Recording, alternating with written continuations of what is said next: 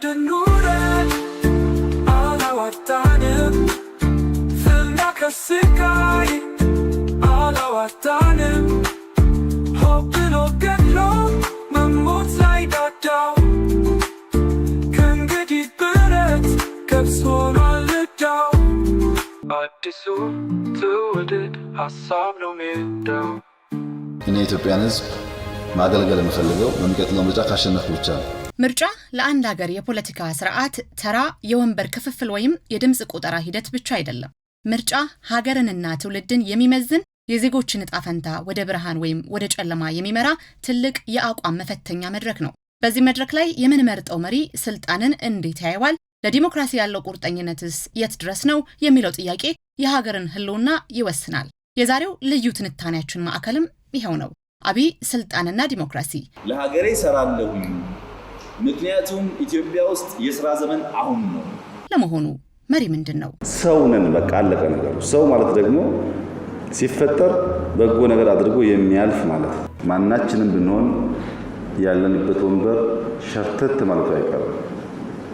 ሸርተት ሲል ማንቆጭበትን ነገር ሰርተን ማለፍ ያስፈልጋል። ለምርጫ መዘጋጀትና ተመራጭ መሆንስ ምን አይነት መስፈር ያለው? ሲሾም ያልሰራ ሲሻል ይቆጨዋል የሚሉትን መሰረታዊ ጥያቄዎች በሰፊው የምንዳስስበት ይሆናል።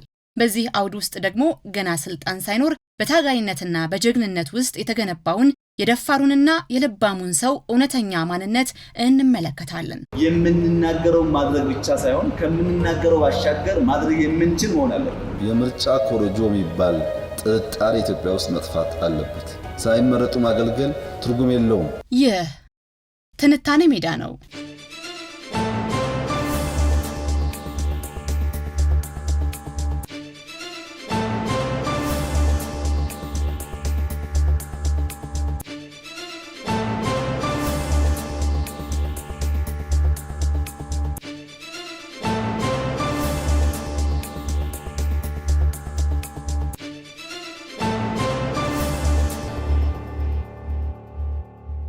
የዛሬዋን ኢትዮጵያ አዲስ የፖለቲካ ምዕራፍና የትራንስፎርሜሽን ፍልስፍና መነሻ ለማግኘት የጊዜ ሰሌዳን ወደ ኋላ ዙረን ከዛሬ 18 ዓመታት አካባቢ ጀምሮ ወደ ነበረው የወጣትነትና የተጋድሎ ዘመን መመልከት ይኖርብናል። ያኔ የሀገር መሪ የመሆን ህልም ቀርቶ ወደ ስልጣን መስመር ለመጠጋት እንኳ በማይታሰብበት በዚያ የሥርዓቱ ድቅድቅ ጨለማ ውስጥ የለውጥን አይቀሬነትና የግድነት በአደባባይ የሰበከ አንድ ደፋርና ባለራዕይ ወጣት ነበር።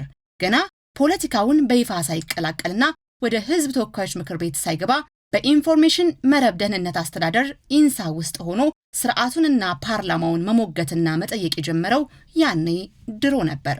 ለውጥን ማውራት ቀላል ቢሆንም በተግባር ሲገባ የሚገጥሙትን ከባድ ጋሬጣዎችንና ያንን ፈተና ለማለፍ እንደ አዛዥ ቆራጥ መሆን እንደሚገባ አስቀድሞ የተነበየበት ወጣቱ ትውልድ ለሀገር ትራንስፎርሜሽን ዋጋ መክፈል እንዳለበት የተናገረበት ያ ታሪካዊ ንግግሩ ዛሬም ድረስ ምስክር ነው። ተሰብነው ኃይል ወጣት ኢነርጂቲክ ትንሽ ኢንቨስት አድርገንበት ትልቅ ሰው መሆን የሚችል አይደለም። የኛ ትልቁ ችግር ሲስተሙ ብቃት መፍጠር አለበት። የሚጠበቅ መሪ መኖር የለበትም ማለት ነው። ዝም ብሎ አሁን እዚህ የሚታዩ 5-10 ሰዎች ራሳቸው መንገድ መፈተን አለባቸው። በጣም ብዙ መሪ ነው ያለን። ይሄ መሪ ስትራቴጂውን ማወቅ አለበት፣ እንዴት ሲስተም እንደሚፈጠር ማወቅ አለበት፣ እንዴት ሰው እንደሚመራ ማወቅ አለበት። ይሄ የሆነ ያለው እዚህ የተገኘው ኖሌጅ ስንበት ነው ሳንቸገር በአጭር ጊዜ የሚያሳካ ኃይል ለመፍጠር ነውና ስንሰበሰብ ፐርፐዝ እንዳለው አብሮ ማሰብ ያስፈልጋል ነው።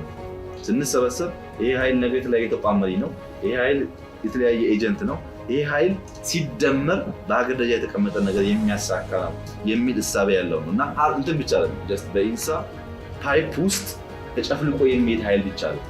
የትም ሄዶ ግን ይሄ ራዕይ የሚደግፍ ሰው ለመፍጠርም ጭምርና እየተናበበን መሆናችን ጉዞውን እያወቃችሁ መሆናችሁ የአንድ ሀገር የለውጥ ጉዞ አቅጣጫውንና መዳረሻውን የሚወስነው መሪዎቹ ገና የስልጣን ማማ ላይ ሳይወጡ በውስጣቸው የሚሸከሙት እውነተኛ ማንነትና ራዕይ ነው።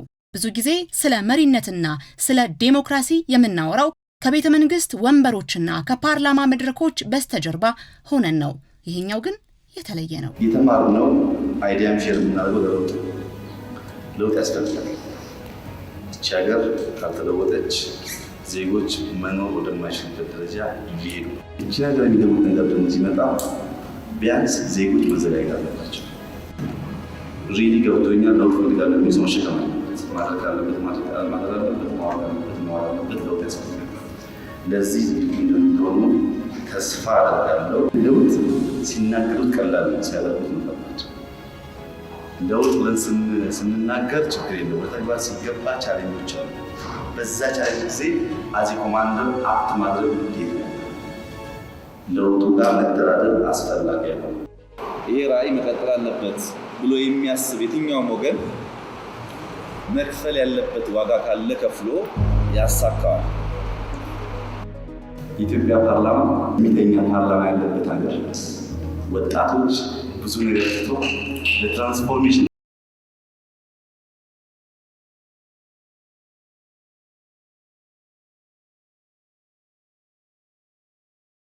የደፋርነት መለኪያው ስልጣን ላይ ሲወጡ የሚፈጠር ማንነት ሳይሆን ስልጣን ሳይኖር በውስጥ የሚታነጽ ጽኑ እምነት ነው። ሀገሪቱን ለመቀየር እሱና ባልደረቦቹ ሌሊትና ቀን እንደሚሰሩ ህልማቸው ግላዊ ሳይሆን ፍጹም ሀገራዊ መሆኑን ሲያረጋግጡ ያንን ከማሳካት የሚያስቆማቸው ምንም አይነት ምድራዊ ኃይል እንደሌለ በተግባር ሲያሳዩ ጽኑ እምነት እሱ ነው። መሪነት ለሳቸው የአንድ ወንበር ወይም የአንድ ተቋም እስረኛ መሆን አይደለም። ለዚህም ነው ያኔ እኔ የትም ሄጄ መስራት እችላለሁ፣ ከኢንሳ ጋር አልተጋባንም እያሉ የአይቲ ወጣቱን ስብስብ ለሀገር ለውጥ እንደ ኒውክለስ በመቁጠር በቀጣይነት አዲስ ታሪክ ለመፍጠር ውስጣዊ ዝግጅት እንደሚያስፈልግ በአደባባይ ሲሰብኩ የነበሩት።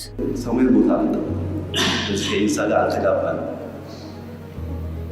ከኢንሳ ላይ ጋር ብቻ የተጋባነው ራዕዩ ደግሞ የትም ቦታ ሊሆን ስለሚችል ኢንተርናል መዘጋጀት ያስፈልጋል። የወጣት ስብስብ፣ የአይቲ ስብስብ፣ የትራንስፎርሜሽን ኃይል ኒውክለስ፣ ይሄ ኃይል ነው እዚህ ሀገር ውስጥ ለውጥ የሚያመጣው የሚባል ኤክስፔክቴሽን ለማምጣት አንደኛ አንድ አስተሳሰብ መያዝ አለብን እኛ። ሁለተኛ ለውጡን በቀጣይነት የምናቀጣጥል መሆን አለብን። በቀጣይነት ለማቀጣጠል አሁን የሰራናት ነገር ይዘን ከተቀመጥን ነገ ታሪክ ትሆናለች። ታሪክ እንዳይሆን በቀጣይነት አዲስ ነገር ለመፍጠር ስለሆነ ወደምንፈልገው ቦታ ያደርሰናል። እኛም ብቻ ሳይሆን በሀገር ደረጃ ያለውን ለውጥ ለማፍጠን ያግዛል። ይህ ንግግር አንድ ትልቅ እውነትን በግልጽ ያሳያል። መሪ ማለት ምን ማለት ነው? ምርጫስ ምንድን ነው? ምርጫ ማለት ተራ ሹመትና የወንበር ክፍፍል አይደለም። መሪን መሾም ማለት ለምን እንደሚሰራ፣ ለምን እንደሚሾም የሹመትንና የሀገርን ከባድ ኃላፊነት ጠንቅቆ የተረዳን ሰው ወደፊት ማምጣት ማለት ነው። መሪነትን በጣም ቀድሞ የተረዳ ሰው ደግሞ ሹመትን ከግል ጥቅም አዙሪት ያወጣዋል። በሀገራችን ፖለቲካ ውስጥ ዘመናትን የተሻገረውንና ሲሾም ያልበላ ሲሻር ይቆጨዋል የሚለውን ኋላ ቀር ፍልስፍና ሰብረው በ21ኛው ክፍለ ዘመን አዲስ የታሪክ አሻራ ያስቀመጡበትን መርህ ያወጁት ያኔ ነበር። ሲሾም ያልበላ የሚለው በ21ኛው ክፍለ ዘመን ተቀይሯል። ሲሾም ያልሰራ ሲሻር ይቆጨዋል እና ስትሾሙ ቶሎ ቶሎ ብላችሁ የሚጨበጥ አሻራ ማስቀመጥ ያስፈልጋል። ሀገርና ሹመት ምን ማለት እንደሆነ በግልጽ የገባው መሪ አዛዥ ሳይሆን አገልጋይ መሆንን ያስቀድማል። የሥራ ኃላፊነት ማለት ሶፍትዌርና ሃርድዌር መያዝ ሳይሆን ለሚመሩት ሰዎች ዝቅ ብሎ መታዘዝና መስራት መሆኑን በተግባር ያሳየ መሪ ነው። ለደንበኛ ወይም ለሕዝብ የተገባን ቃል ከመናገር ባሻገር ካሉበት ጊዜ ቀድሞ በመገኘት ስራን ማጠናቀቅ መሪነቱ በተግባር የተፈተሸ መሆኑን ያረጋግጣል። እናንተ የሥራ ኃላፊዎች ናችሁ። መውሰድ የሚገባችሁ ነገር ሶፍትዌር ሃርድዌር አለ። እሱም የትም ቦታ ሞልቷል። ምንድነው ፕሪንሲፕሎቹ? ኢንሳ የሚከተለው አዝ ሊደርሺፕ ምን አይነት ፕሪንሲፕሎች ናቸው? አንዱ we are servant, we are leading by giving service for our employees. We are not commanding.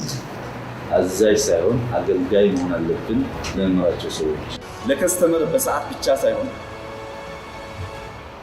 በ3 ወር ጊዜ አንድ ፕሮጀክት ዴሊቨር እናደርግልሃለን ስንል የኢንሳ እቅድ ይሄ መሆን የለበትም የሚል አስተሳሰብ በከፍተኛ ደረጃ እዚህ ያላችሁ መሪዎች ታውቁታላችሁ።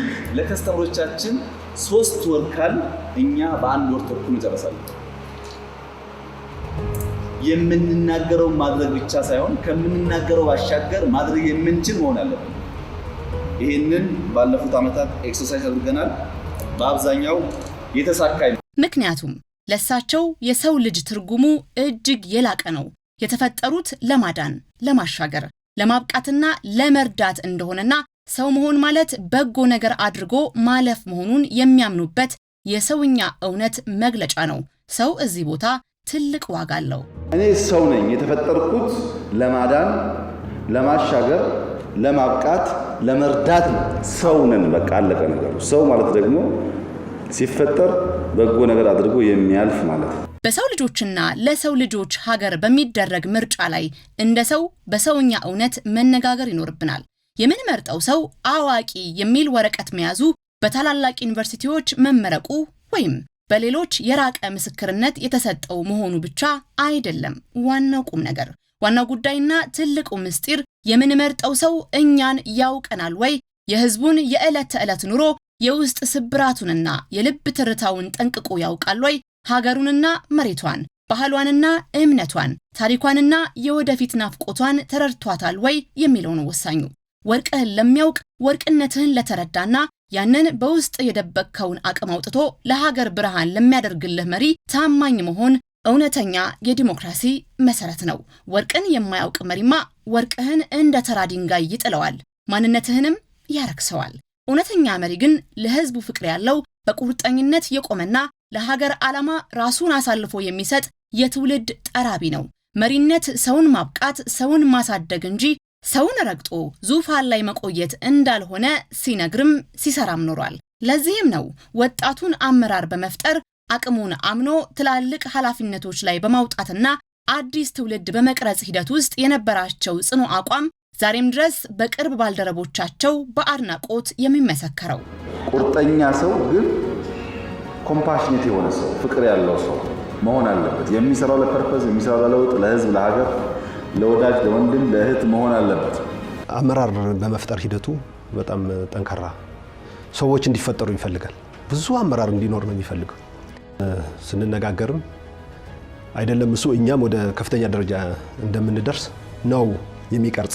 ይህ ለሀገርና ለትውልድ የመኖር እምነት ዝም ብሎ የመጣ አይደለም። ገና ድሮ ፖለቲከኛ ሳይሆኑና ፓርላማ ሳይገቡ ለሀገሪቱ ፍትህና ለውጥ ሲሉ ትላልቅ የተባሉ ባለስልጣናትን ሳይፈሩ በድፍረት ይሞግቱ ነበር። ሀገሪቱ ገና ነች ቀስበል እስኪባሉ ድረስ በወቅቱ የነበሩትን ባለስልጣናትን ጭምር እረፍት በማሳጣት ለፍትህ የቆሙ ታጋይ ነበሩ። ምክንያቱም እሳቸው በልባቸው ውስጥ የያዟት ኢትዮጵያ ከማንም በላይ ታላቅና ባለብዙ ጸጋ ነበረች። ከባልደረቦቻቸው ጋር ለተለያዩ ስልጠናዎችና ስራዎች ከሀገር ውጭ በሚንቀሳቀሱበት ወቅት እንኳ የውጭውን ዓለም እድገት እያዩ በመደመም ከመቅረት ይልቅ የሀገራቸውን እምቅ አቅምና ታላቅነት ነበር የሚያስቡት። እኛኮ በብዙ ነገር ሀብታም ነን፣ እነሱ የሌላቸው፣ እኛ ግን በፈጣሪ የተሰጠን በርካታ ሴቶች አሉን በማለት ኢትዮጵያን ወደ ታላቅ የእድገት ማማ የማሻገርን ህልም በትግል ጓዶቻቸው ልብ ውስጥ ይዘሩ ነበር። ይህ አመለካከታቸው ደግሞ በባልደረቦቻቸው መካከል ጠንካራ የወንድማማችነት ስሜትንና የማይናወጥ ሀገራዊ ኩራትን የገነባ ትልቅ ስነ ልቦናዊ ስንቅ ነበር። እኛ ደሃ አይደለንም፣ ስለዚህ አገሬ ደሃ አይደለችም የሚል በጣም ከፍተኛ የሆነ ራዕይ ማለት ነው። እንግዲህ ከ92 መጨረሻ ጀምሮ ነው የምንተዋወቅ። ሁል ጊዜ ስለ ሀገር ስናወራ የኛ ሀገር እኮ ሀብታም ናት የሚል ከፍተኛ የሆነ ራዕይ አለ። አንዳንዱ የዚያኔ እንደዚያ በሳቸው ሲነገር ብዙ የምታምነው የማይመስል ነገር ማለት በዛም ጊዜ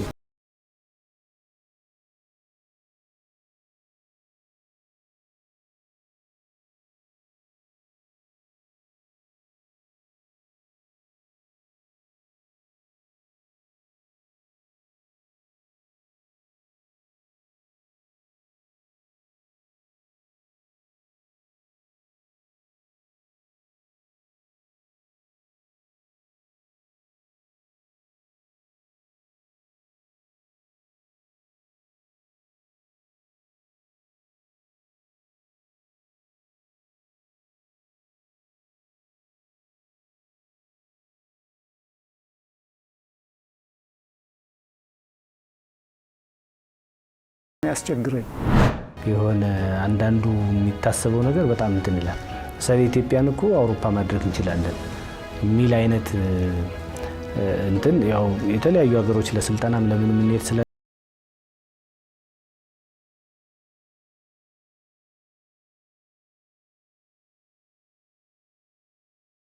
እናረጋታለን።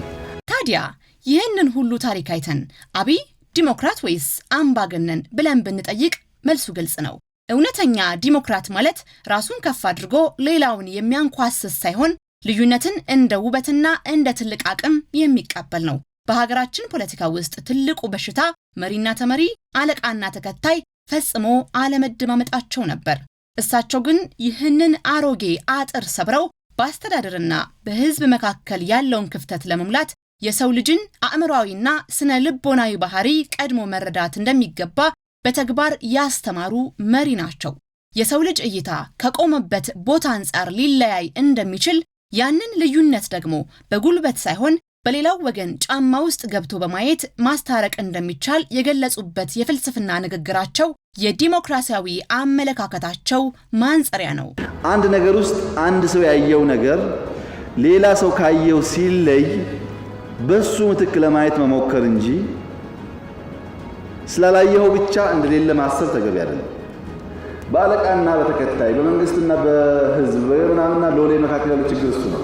አንተ እዚህ ጋር የምታየው ከዛ ጋር ይታየው አንዳንዴ ዝቅ ብለህ ከዛ ማየት ያስፈልጋል ማለት ነው። በአስተሳሰብ በምናምን ልትለያይ ይችላል በአንዳንድ ንግግሮች። በፍጹም ግን ፐርሰናል አድርጎት አስቦትም አያውቅም። የሚያዙን ብቻ ሳይሆን የሚያገለግሉ መሪዎች ያስፈልጉታል። እነዚህ እነማን ናቸው? ማኔጀርስ ያስፈልጉታል። እነዚህ እነማን ናቸው? ሶስቱንም ኳሊቲ ያለው ሰው ኤክስ ልንለው አንችልም። ኤክስ የሆነ ኳሊቲ ያለው፣ ዋይ ሌላ ኳሊቲ ያለው፣ ዜድ ሌላ ኳሊቲ ያለው፣ እነዚህን ደምሮ መምራት ይጠይቃል። ስለዚህ በኮንትሮል የኢንሳን ራዕይ ማሳካት አይቻልም። አሁን እኔና እናንተ በኮሮጆና በነጻነት ሐሳባችንን የምንለዋወጥበት አዲስ የፖለቲካ ዘመን ላይ ነን። የእውነተኛ መሪነት ማንጸሪያ ደግሞ ስልጣን ላይ ሙጥኝ ማለት ሳይሆን የስልጣንን ጊዜያዊነትና የህዝብ የበላይነትን በልብ አምኖ በመቀበል ነው። የሀገራችን የፖለቲካ ታሪክ ውስጥ ስልጣን ማለት እስከ መቃብር ድረስ የሚቆይ ዘላለማዊ ዙፋን፣ መሪ ደግሞ የማይነካና የማይደፈር ጨካኝ ኃይል ተደርጎ ይወሰድ ነበር። እዚህ ቦታ ይህ የተዛባ አመለካከት ተሰብሯል። ስልጣን ማለት ከህዝብ ጋር የሚደረግ የተወሰነ ጊዜ የሥራ ውል ወይም የኮንትራት ስምምነት መሆኑንና መሪም ከፍርሃትና ከማስፈራራት ወጥቶ በህዝብ ፍቅርና መከባበር ውስጥ ማለፍ እንዳለበት ያምናሉ። ከሁሉም በላይ ደግሞ ለአንድ ዲሞክራሲያዊ ስርዓት ግንባታ የህዝብ ድምጽ የሚቀመጥባት የኮሮጆ ንጽህና ወሳኝ እንደሆነ ይረዳሉ። ያለ ህዝብ ፍላጎትና ይሁንታ በጠመንጃ በጉልበትና በማጭበርበር የሚገኝ ስልጣን ለሀገርም ለታሪክም ምንም አይነት ፋይዳ እንደሌለው ያስረግጣሉ። ይህንን የታሪክ ስብራትና ጥርጣሬ ከኢትዮጵያ ምድር ሙሉ በሙሉ ለማጥፋት ያላቸውን ራዕይና የስልጣን ፍልስፍናቸውን በአደባባይ ዛሬ አይደለም ቀደም ብለው ያብራራሉ። በውጭ ሀገር የምንቀናባቸውን ዲዛይኖች፣ እውቀቶች ኢትዮጵያ ውስጥ ማምጣት ይቻላል። ያ እንዲሆን ሁሉ ሰው ራሱን ያሸንፍ። ስለ አለቃ፣ ስለ ጓደኛ፣ ስለ ጎረቤት ራስን አሸንፍ። ራስን ስታሸንፍ ራሳቸው ያሸነፉ ሰዎች ድምር በጣም ሰላማዊ ኢንቫይሮንመንት መፍጠር ይችላል።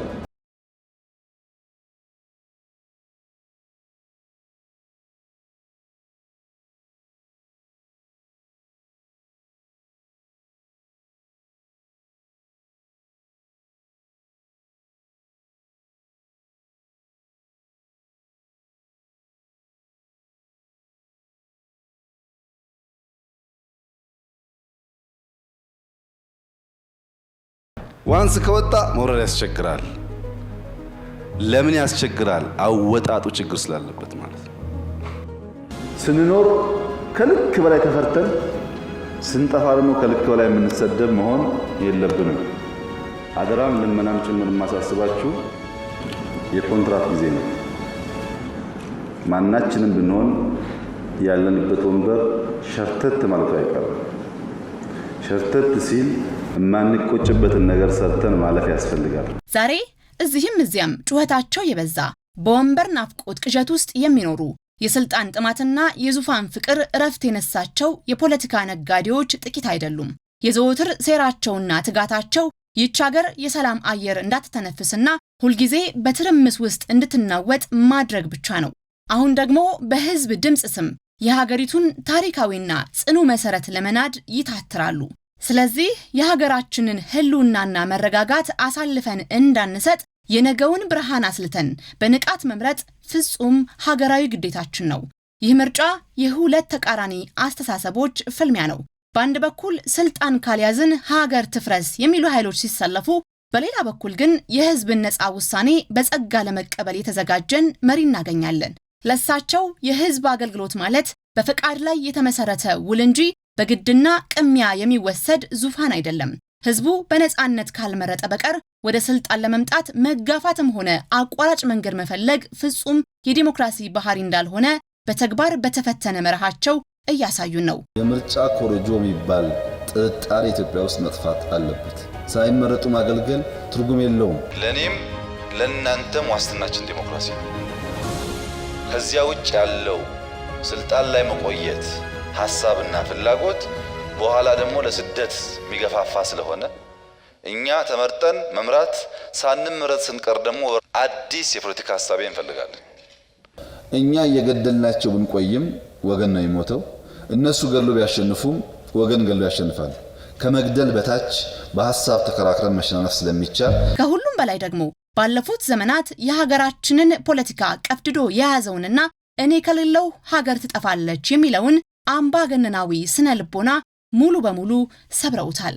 ከሳቸው የተሻለ ሀገርን ይበልጥ ወደ ላቀ ከፍታ ሊያሻግር የሚችል ሌላ አዲስ ትውልድና መሪ ሊፈጠር እንደሚችል ማመንና ለዚያም እድል መስጠት የዛሬዋ ኢትዮጵያ አዲስ የታሪክ መታወቂያ ነው። ምርጫው ምን ያህል ነፃና ፍትሃዊ እንደሆነ ቀድሞ መናገርና ራስን ማወደስ አያስፈልግም። ምክንያቱም ዋናውና የመጨረሻው ዳኛ የኢትዮጵያ ሕዝብ ራሱ ነው። ከዚህ በስተጀርባ ምንም አይነት የተሸሸገ የግል ፍላጎት የሌለው ዓላማውና የዕለት ተዕለት ትጋቱ ሁሉ ለትውልድ የሚተርፍ እውነተኛ የዲሞክራሲ መሰረት መጣል ብቻ ነው። ይህንን የስልጣን ልክንና የህዝብን ታላቅ ዳኝነት ይንገሩን፣ እንረዳ። እኔ የኢትዮጵያን ሕዝብ ማገልገል የምፈልገው በሚቀጥለው ምርጫ ካሸነፍኩ ብቻ ነው። ለማገልገል ሳትመረጥ መጋፋት አያስፈልግም። ከተመረጥክ ማገልገል፣ ካልተመረጥክ ደግሞ ሌላ ማገልገያ አውድ መፈለግ ስለሚቻል እኔ ስነሳ ከኔ የተሻለ ኢትዮጵያ ሊፈጠር እንደሚችል ማሰብ፣ እኔ ከሌለው ኢትዮጵያ አትኖርም የሚል እሳቤም እየቀነሱ መሄድ። ብዙ ሰዎች ብዙ ቡድኖች ይህን እያሰቡ ቆይተዋል። ኢትዮጵያ ዘልቃለች፣ ወደፊትም ትዘልቃለች። ለጥያቄ አይገባም። ይሄ እንዲሆን አሳታፊ መሆን ያስፈልጋል። ምርጫው ዲሞክራሲያዊ ይሆናል ወይ አይሆንም ለሚለው እናንተም አትናገሩም፣ እኛም አንናገርም፣ ወይም ኢህአዴግ ማለት ነው። የኢትዮጵያ ሕዝብ ይፈርዳል። ቀንና ማታ የምንሰራው ዲሞክራሲያዊ ምርጫ ለማምጣት ሌላ ምንም አጀንዳ የለም።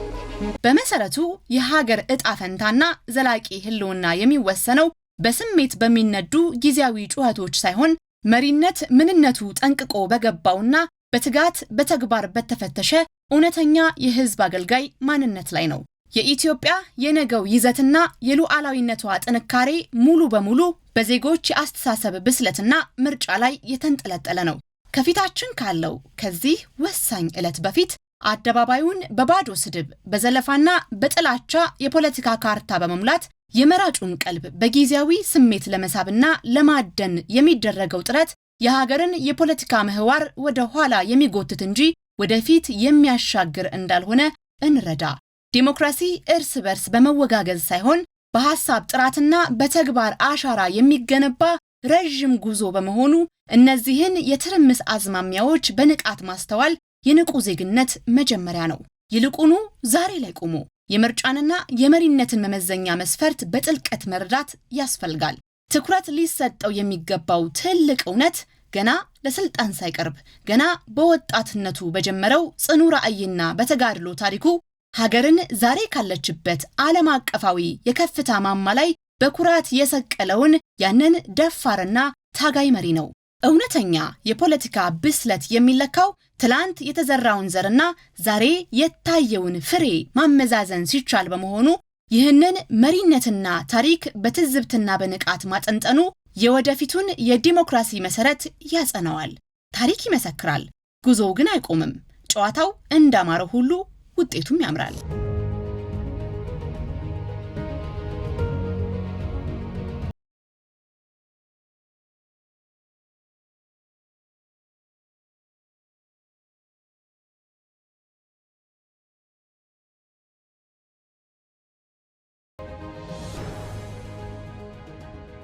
ውረድ ኑረድ አላዋጣንም ፍና አላፍታንም ሆብሎ ገድሎ መሞት ላይ ዳዳው ከእንግዲህ ብረት ገብስ ሆኗል ዕዳው አዲሱ ትውልድ ሀሳብ ነው ሜዳው